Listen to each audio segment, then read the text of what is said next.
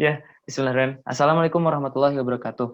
Ya, selamat pagi teman-teman semuanya. Eee, Berjumpa lagi dengan, eee, kami dari kelompok satu, pengenalan dan pemanfaatan peta digital dalam navigasi elektronik. Jadi teman-teman, untuk presentasi kali ini kami membawakan tema tentang, peta digital dan navigasi elektronik. Nah, kelompok satu ini beranggotakan Rifki Wahyudi yang ber-NPM 46, Ismail Yusuf NPM 53, Abiomi Ciptoning NPM 68, Farihatun NPM 70, Ayudia NPM 74, Pulung NPM 80.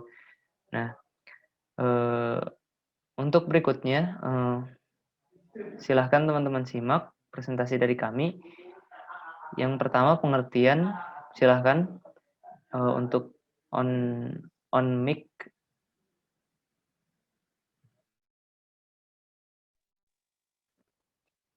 Ya, jadi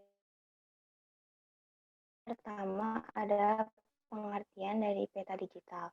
Si data dalam bentuk gambar digital. Fungsi utamanya adalah untuk menghasilkan peta yang memberikan representasi akurat dari daerah tertentu. Dapat dilakukan menggunakan aplikasi komputer seperti Google Earth atau bahkan GPS.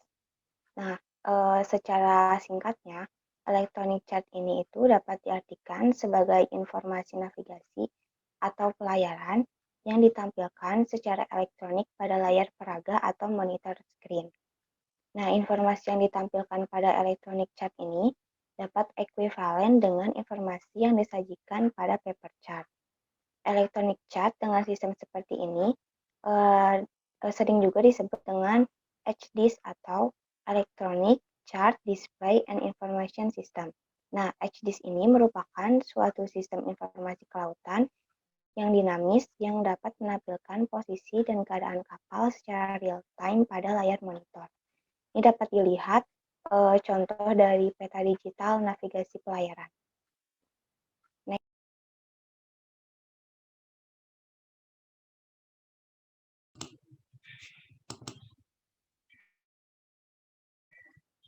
Selanjutnya ada fungsi dan kelebihan peta digital. Di sini terdapat 7 poin. Yang pertama adalah dapat memberikan representasi yang akurat dari suatu wilayah perairan tertentu. Yang kedua dapat merinci rute utama pelayaran serta wilayah perairan di sekitarnya. Ketiga, dapat menentukan posisi kapal secara akurat. 4, perhitungan jarak antar titik perairan lebih cepat dan akurat. Yang kelima, memberikan petunjuk yang diperlukan dalam pelayaran dengan lengkap. 6, kualitasnya akan tidak mudah menurun. Dan yang terakhir, mudah diperbaharui sehingga data yang ditampilkan akan selalu sesuai dengan kondisi perairan saat itu. Next.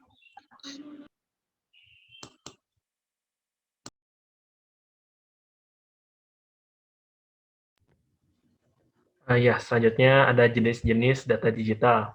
Nah, jadi jenis-jenis data digital ini kita ambil dari SIG atau Sistem Informasi Geografis. Nah, yang pertama itu ada data spasial. Nah, data spasial ini adalah data yang biasanya untuk mempresentasikan atau mengidentifikasi posisi letak geografis dari suatu fenomena. Contohnya dalam pencarian sumber minyak, sumber alam, pegunungan, dan lain-lain. Nah, selanjutnya ada data atribut. Nah, data atribut adalah data yang menjabarkan aspek dari suatu fenomena dalam bentuk yang lebih terperinci, biasanya dalam bentuk tabel, angka, dan lain-lain. Contohnya tuh demografi, luas wilayah, atau kepadatan penduduk. Yang ketiga, ada data vektor. Data vektor adalah data yang bentuknya dalam berupa titik atau poin, garis, atau line, poligon, yang juga daerah tersebut dibatasi oleh garis-garis yang berawal dari akhir pada titik yang sama. Fungsi dari data vektor adalah untuk menganalisa ketepatan posisi pada suatu wilayah. Selanjutnya ada data raster. Data raster atau cell grid merupakan data yang dihasilkan dari sistem penginderaan jarak jauh. Pada data raster, objek geografis dipresentasikan sebagai struktur cell grid yang disebut dengan pixel atau picture element. Jadi resolusi ini tuh menggambarkan ukuran langsung dari permukaan bumi tersebut. Next.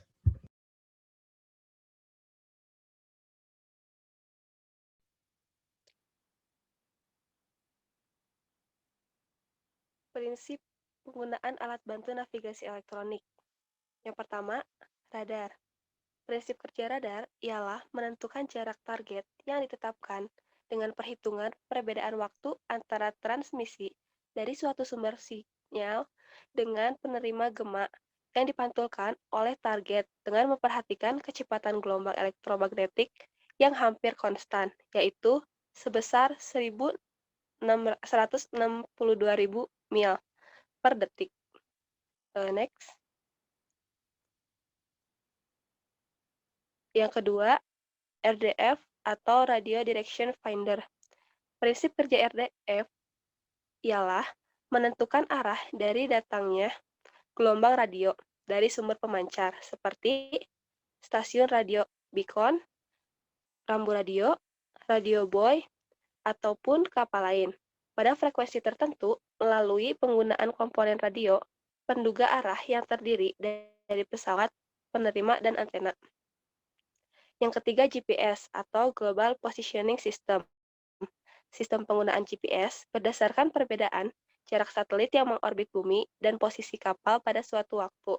Jumlah satelit yang mengorbit sebanyak 24 unit, yang mengirimkan sinyal secara terus-menerus dalam suatu koordinat, dan tiap koordinat menemukan perpotongannya, yang menjadi sebuah titik yang merupakan koordinat suatu benda tersebut berada sehingga posisi kapal dapat diperoleh setiap waktu. Next.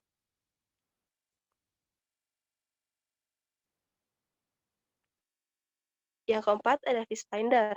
Prinsip kerja Fishfinder ini ialah memancarkan gema sekitar 50-200 MHz dalam perairan secara vertikal. Kemudian, gema akan terpantul kembali setelah mengenai objek berupa ikan atau dasar perairan. Gema dipancarkan melalui transducer atau alat yang menerima kembali pancaran gema setelah mengenai objek tertentu. Yang kelima, sonar. Alat bantu navigasi yang bekerja berdasarkan pemancaran gelombang suara atau bunyi yang mendeteksi suatu objek dalam perairan dengan arah horizontal dan vertikal. Dan prinsip kerja sonar ini hampir sama dengan Fishfinder, namun arah pancaran gema secara horizontal. Gema ini nantinya akan terpantul kembali setelah mengenai objek berupa ikan atau objek lainnya yang akan ditampilkan dalam sebuah layar. Next. Yang keenam, ada EPIRB. Prinsip kerja EPIRB ialah saat beacon aktif, sinyal akan diterima oleh satelit, kemudian akan diteruskan ke local user terminal atau LUT untuk diproses seperti dalam penentuan posisi, encoded data, dan lain-lainnya. Kemudian data ini diteruskan ke Mission Control Center atau MCC di manage. Bila posisinya di luar wilayah, maka data akan dikirimkan ke MCC yang bersangkutan. Bila di dalam wilayah, maka data akan diteruskan ke instansi yang bertanggung jawab. EPIRB ini biasanya aktif saat kapal tenggelam atau sudah tidak bisa digunakan gitu.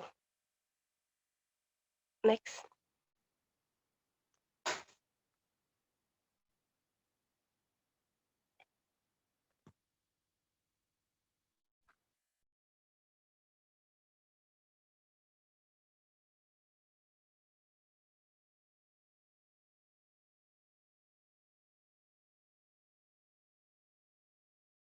Berikutnya jurnal yang terkait yang akan dibahas oleh Abiomi. Silahkan kepada Abiomi untuk on mic dan on cam.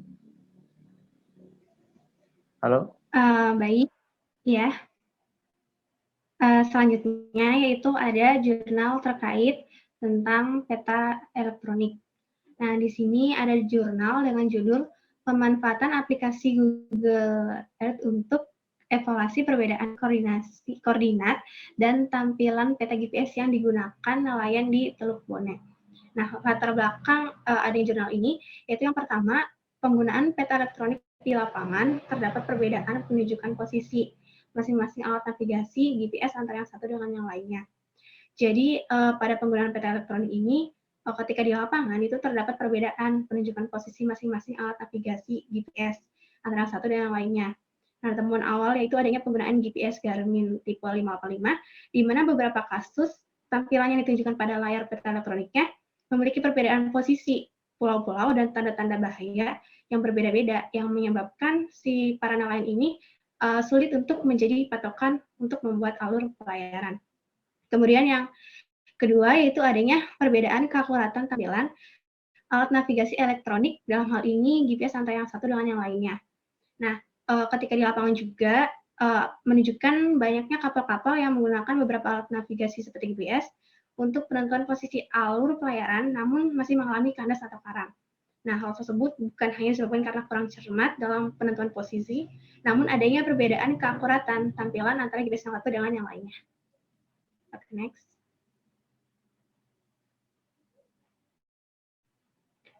Kemudian tujuan dari jurnal ini yaitu untuk menguji perbedaan posisi koordinat dan jarak Google Earth Pro terhadap beberapa GPS, yaitu pada kondisi statis, pada kondisi diam, kemudian uji perbedaan posisi koordinat dan jarak GPS Garmin tipe 585 terhadap GPS Furuno dalam kondisi real time atau dalam kondisi berjalan, dan uji tampilan peta Google Earth Pro terhadap tampilan peta elektronik GPS Garmin tipe 585 dan peta laut kertas dalam kondisi statis, serta solusi untuk perbaikannya. Next.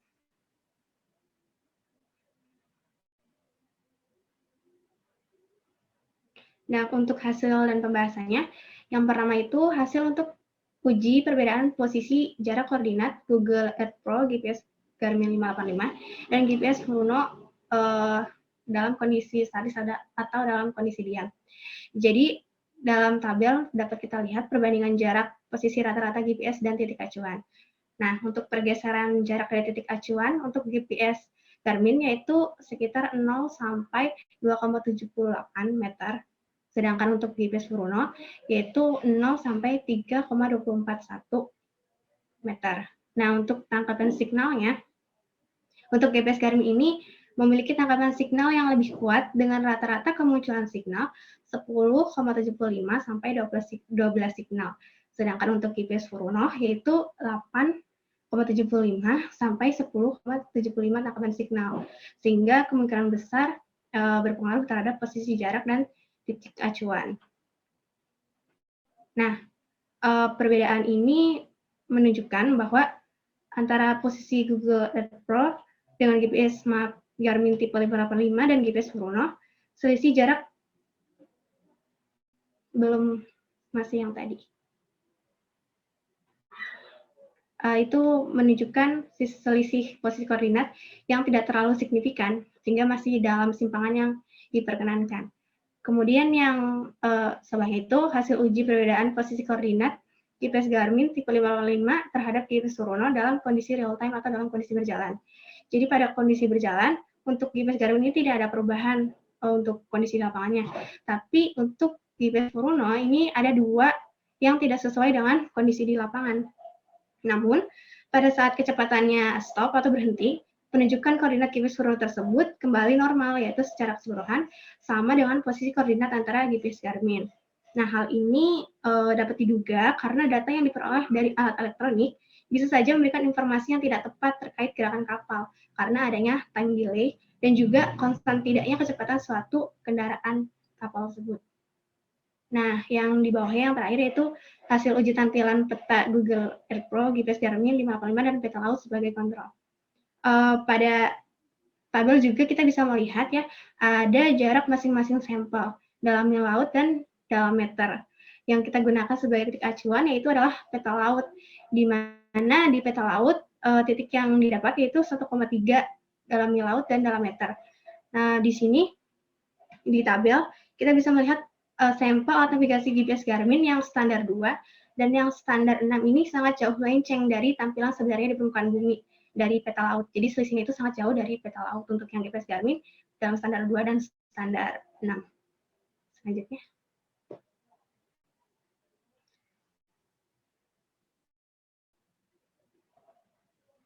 Kemudian yang selanjutnya untuk hasil pengamatan dan pengukuran di laut di areal luar, yaitu tampilan peta elektronik dan sudah divalidasi di lapangan.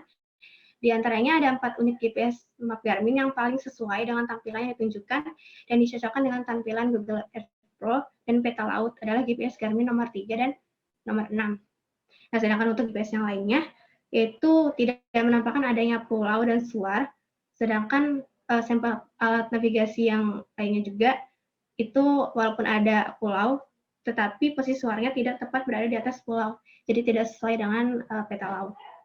Kemudian di sampingnya yaitu untuk hasil identifikasi posisi karang, untuk Google Earth Pro dan GPS Garmin, dan itu teridentifikasi dan terhitung dalam aplikasi Google Earth Pro ini ada 40 karang, sementara di peta laut yaitu terhitung 35 karang, dan pada GPS Garmin 585 itu hanya terdapat 24 buah karang atau tanda bahaya pada GPS nomor 3 dan 6, sedangkan GPS Garmin nomor 4 dan 5 masing-masing hanya terdapat 7 dan 12 buah karang. Lanjut.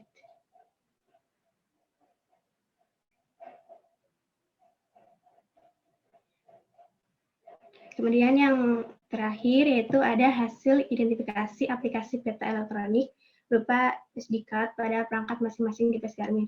Jadi GPS Garmin ini ketika dibeli itu sudah dilengkapi dengan SD card, di mana SD card ini yang memuat si peta elektronik tersebut. Nah, untuk GPS nomor 3 itu dibeli pada tahun 2014 dan ketika diuji si GPS ini cukup akurat.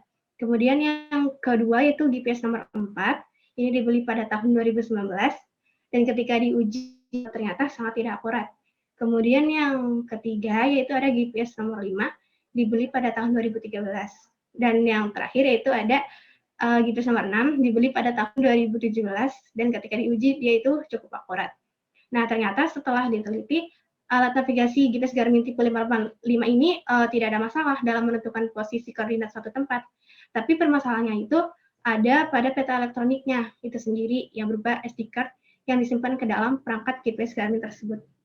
Untuk itu, pada peta elektronik yang berupa SD card yang sudah terlanjur digunakan, namun kurang akurat, itu tinggal menyesuaikan tampilan dengan membuat tanda-tanda bahaya dan alur pelayarannya langsung diplotting ke dalam GPS Garmin yang sebelumnya sudah divalidasi dengan menggunakan aplikasi Google Earth. Seperti itu. Jadi kesimpulannya, untuk penentuan posisi saat pelayaran, ketika pada kondisi statis atau pada kondisi diam, GPS Pronote maupun GPS Garmin ini dapat digunakan. Sedangkan pada kondisi berjalan atau real time, keakuratannya itu lebih baik yang kondisi atau lebih stabil yang GPS Garmin yang tipe 585 dibanding dengan yang GPS Pronote. Seperti itu. Oke, saya kembalikan ke moderator. Berikutnya jurnal terkait yang kedua adalah berjudul Pembangunan Sistem Penentuan Posisi dan Navigasi Berbasis Sistem Unmanned Surface Vehicle. Jadi untuk survei batimetri. Jadi autornya itu Nimade Rairati yang merupakan mahasiswa dari ITENAS dan Denis Wardi yang merupakan mahasiswa dari ITB. Nah, tahun dari jurnal ini disahkan tahun 2014, volumenya itu volume ke-18 nomor 1 halaman 9 sampai 22. Oke. Berikutnya. Jadi latar belakang dari kenapa si jurnal ini muncul. Jadi inginnya dari Nimade Rai ini dan Denis Wardi bahwa katanya tuh unmanned surface vehicle dan autonomous surface vehicle itu dimaksudkan sebagai wahana yang dioperasikan di permukaan air tanpa awak. Sedangkan ini sangat menguntungkan jika kita membuat sebuah USV atau ISV ini untuk survei batimetri. Yang notabene si unmanned ini lebih baik kemampuannya dibandingkan dengan pelampung pengamat cuaca. Terus juga lebih murah gitu, lebih murah daripada kapal pelampung pengamat cuaca dan lebih fleksibel daripada kapal komersil. Nah, Untuk itu ada kata kunci ya tadi, survei batimetri. Nah, survei batimetri ini sebenarnya survei di perairan dangkal, misalnya di pelabuhan, sungai, muara sungai atau bendungan yang sedimental. Nah, oleh karena itu jurnal ini juga melakukan percobaan di waduk Saguling di sekitaran Batu Jajar, Kabupaten Bandung Barat gitu. Terus, nah, teman-teman perlu diperhatikan juga bahwa survei batimetri ini sangat sulit jika dilakukan oleh kapal yang besar, karena bisa jadi kapalnya yang rusak atau sedimennya yang rusak atau misalkan kawasan koral yang rusak gitu.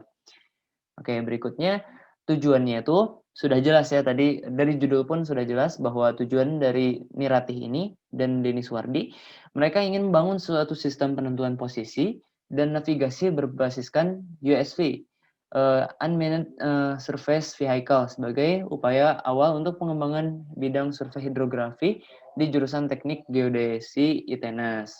Nah, gimana caranya supaya si USV ini dapat menjadi alat yang umum digunakan ketika kita ingin mengetahui suatu lokasi ataupun pengen mengetahui dari koral yang permukaan lautnya dangkal gitu. Oke, hasil dan pembahasan teman-teman bisa lihat sendiri bahwa tahap pertama adalah identifikasi dari si mesin yang mereka beli dari American Sea Robotics Corporation. Jadi kapal apung ini tanpa awak emang bisa digunakan untuk survei batimetri, teman-teman. Tapi tentunya ITENAS sendiri ingin memiliki sebuah kapal yang memang bikinan sendiri. Akhirnya yang pertama adalah identifikasi dari alat ini. Terus yang kedua, tahapan kedua adalah reverse engineering, jadi pembuatan ulang. Nah, ini teman-teman bisa dilihat, jadi kayu-kayunya tuh disusun menjadi kapal tanpa awak. Terus dipasang siripnya, dipasang servo yang merupakan pengatur arah dari kapal ini. Terus juga ada dinamonya, motor extreme flight, dan electronic speed controller. Terus dipasang juga aki kering sebagai energinya dan baterai LiPo sebagai receiver dan servonya. Nah, di sini juga teman-teman bisa melihat jadi ada monitornya, alat-alat untuk monitornya, dan si kapalnya tuh dipasangi kamera, terus dipasangi semacam sounding gitu. Jadi si kapal tanpa awak ini menembakkan sonar, terus mengembalikan menerima sonar yang dipantulkan lagi oleh dasar. Nah, menggunakan laptopnya pun dipasangi dengan mission planner di sini. Terus ada sistem telemetri untuk navigasi. Jadi sistem yang memang dibuat untuk navigasi. Nah, ini awalnya tuh telanjang begini, jadi tanpa ada plastik di atasnya. Kenapa dikasih plastik di atasnya? Agar air tidak merusak sistemnya. Berikutnya, hasil dan pembahasan. Nah, hasil dan pembahasan ini dari tahap yang pertama ya tadi, bahwa ternyata di tahap pertama ini kebocoran dari si kapalnya tuh tidak bocor pas dicoba. Terus daya apungnya pun baik, terus kestabilannya pun baik, stabil jika ada beban. Nah, kalau misalkan tidak ada beban, kata si penulis, si kapal ini bakalan berkurang kestabilannya. Terus daya angkut beban pun cukup gitu, karena bisa mengangkut batu bata seberat 2 kilo, 4 buah. Jadi 2 kali 4 berarti 8 kilogram yang diangkut. Terus ujian yang kedua, reverse engineering dari replikanya. Yang pertama itu tujuannya itu untuk mengetahui tentang sistem navigasi pada wahana yang menggunakan ArduPilot Mega. Nah, di sini teman-teman bisa baca bahwa memang direplikasi dari produk yang sebelumnya. Terus yang pertama itu sistem penjejakan atau tracking GPS berjalan dengan baik. Diperlihatkan saat wahana melalui perangkat lunak Mega Planner yang tadi dari laptopnya. Terus telemetri berjalan dengan baik, kualitas pengirimannya pun rata-rata 90% teman-teman. Terus jarak terjauhnya tuh 1 km dari pengendali.